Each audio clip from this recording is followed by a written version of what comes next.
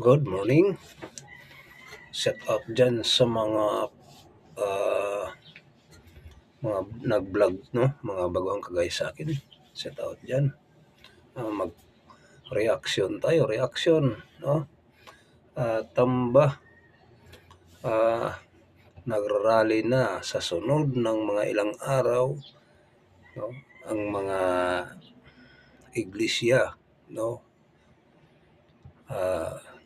Quadcom, mga senador, humanda kayo.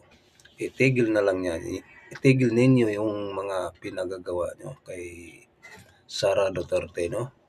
Kasi ang taong bayan namin nagsasabi, no? Kailangan magiging success ang mga Sara Duterte, no? Kami ay nagiging success sa aming pag-vlog.